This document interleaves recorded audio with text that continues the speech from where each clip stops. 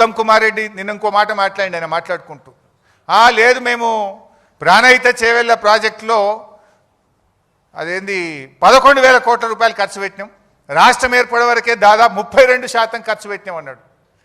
ఆయన బిల్డప్ ఎట్లుంటుందంటే ఇక సత్యహరిశ్చంద్రునికి తమ్ముని లెక్క బిల్డప్ ఇస్తాడు. సత్యహరిశ్చంద్రుడే దిగచ్చిండా, అబ్బా ఉత్తమ్ కుమార్ రెడ్డి ఇంత నిజాయితీగా మాట్లాడిండా అని మాట్లాడతాడు. ఆస్కార్ అవార్డు ఇవ్వచ్చు ఆయనకు.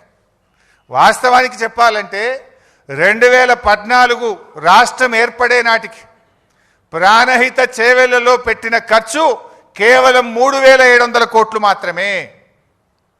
మీరు చేసిన పనులు కేవలం 3,700 కోట్లు మాత్రమే, నాట్ ఈవెన్ 10%.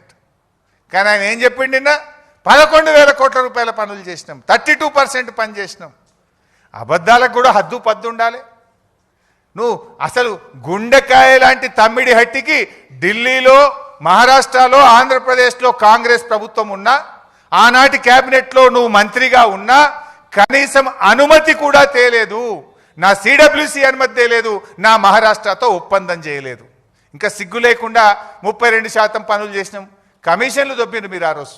మొబిలైజేషన్ అడ్వాన్స్ పేరు మీద, సర్వే అండ్ మొబిలైజేషన్ అడ్వాన్స్ పేరు మీద 2,300 కోట్ల రూపాయలు జేబులు నింపుకున్నారు, కమిషన్లు దొబ్బిండ్రు, ప్రజలకు అన్యాయం చేసిండ్రు. 4 ఏళ్ల ప్రాజెక్టు పూర్తి చేస్తామన్నారు. 7 ఏళ్లు అధికారంలో ఉంటే తట్టెడు మట్టి కూడా తమ్మిడి హట్టి దగ్గర తవ్వకుండా ఈ రాష్ట్రానికి అన్యాయం చేసింది కాంగ్రెస్ పార్టీ. ఇంకా మీరు ఈరోజు మాట్లాడుతూ ఉన్నారు.